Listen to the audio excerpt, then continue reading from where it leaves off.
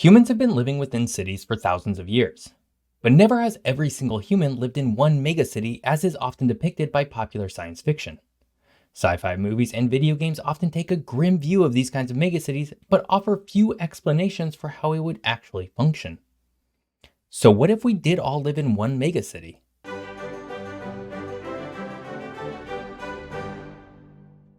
Hello and welcome to What If Geography, where we try and answer the great geographic what if questions of the world. I'm your host, Jeff Gibson, and today we're covering the concept of the megacity. Now, today's episode is technically part 2 of my series on how, in theory, every human could live in one megacity.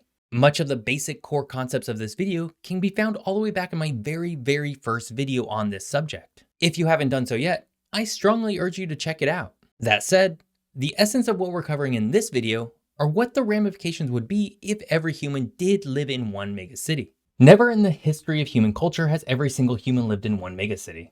Despite this, science fiction movies, TV, and video games love to use this concept as a way to create a dystopic vision of overpopulation.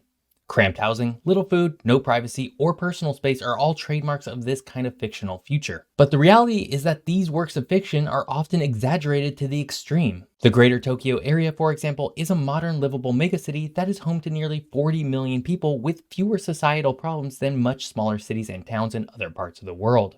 Now, for our purposes, we're going to use a middle-of-the-road population density to create our megacity. This would be roughly 17,500 people per square mile. So our city would look less like Manila, Philippines, Paris, France, or even New York City, and more like San Francisco, California. At 17,500 people per square mile, our city of 7.9 billion people would take up approximately 450,000 square miles.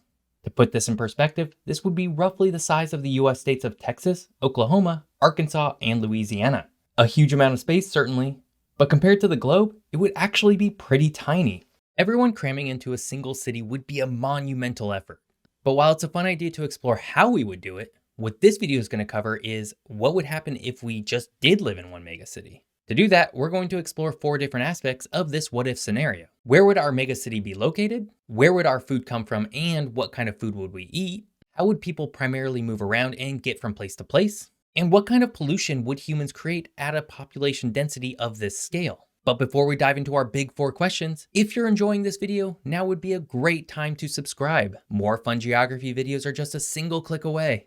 If every single person lived in one city, it would need ample access to physical habitable land, fresh water, and soil to grow food. Because of this, the place that probably makes the most sense for a single megacity is the Great Lakes region of North America. This would primarily encompass the US states of Michigan, Wisconsin, Illinois, Indiana, Ohio, Pennsylvania, West Virginia, Kentucky, Iowa, and Missouri. This region would be physically habitable without too many weather extremes, while also giving us enough room to stay at our average of 17,500 people per square mile. Additionally, while most of the fresh water on Earth is locked underground or in polar ice caps, the Great Lakes contain fully 21% of all surface freshwater on Earth. This, in addition to groundwater resources, make the Great Lakes region particularly habitable with respects to water. And if those freshwater sources are ultimately deemed not sufficient enough, the Atlantic Ocean is still fairly close, allowing for desalination efforts to supply additional fresh water if needed. Paired with the abundance of fresh water is, of course, the North American breadbasket region of the Midwest. This arable and rich land has proven to be able to grow crops for billions of people already. Much of the current land today is used to grow corn, soy, and other byproducts primarily used to feed livestock, but was traditionally one of the largest wheat growing regions of the world. Speaking of food, our megacity would need an ample supply to feed its hungry citizens. Currently, the world's population uses about 19 million square miles of land for agriculture. This would be about the entire size of Asia and Australia combined. However, much of that land is actually not used for crops, but rather for livestock to graze on. Only about 1/3 of the total agricultural land is used for crops. That would be roughly one South America of cropland.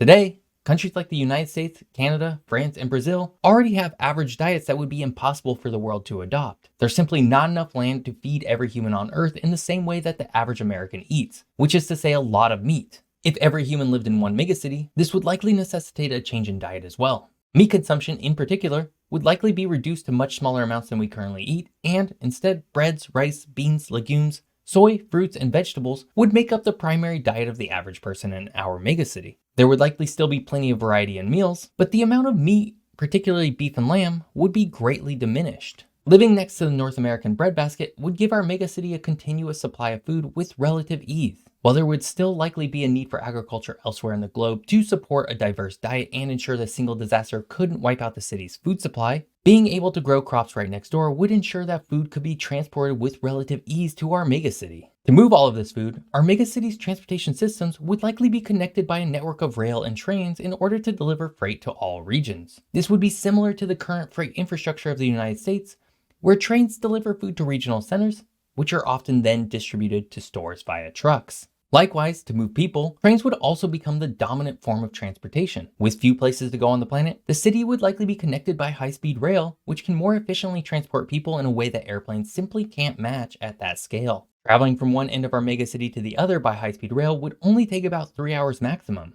From there, a series of regional rail lines and public transit would connect people to their homes. Speaking of local transportation, for most people, the concept of owning your own car would likely be a novelty. Living in a city as dense as our megacity would see use cases of the personal automobile plummet. In the place of cars, public transit systems would connect almost everyone to anywhere they need to go. The current most ridden transit system in the world is the Shanghai metropolitan area, which services about 25 million people. Given the complexity of our city, it's likely that smaller regions would be formed around public transportation systems that would feed seamlessly into the high-speed rail network. Additionally, given the density of our megacity, almost everyone would live within walking or biking distance of multiple services. Instead of driving to the grocery store 5 miles away, there would likely be one on almost every block as the demand for food and services increase with density. This, of course, would lead to not only a healthier population overall, as current car culture promotes an increasingly sedentary lifestyle, but also a city that has far less pollution. Currently, about 40% of any given city's pollution stems from transportation emissions. With fewer cars overall,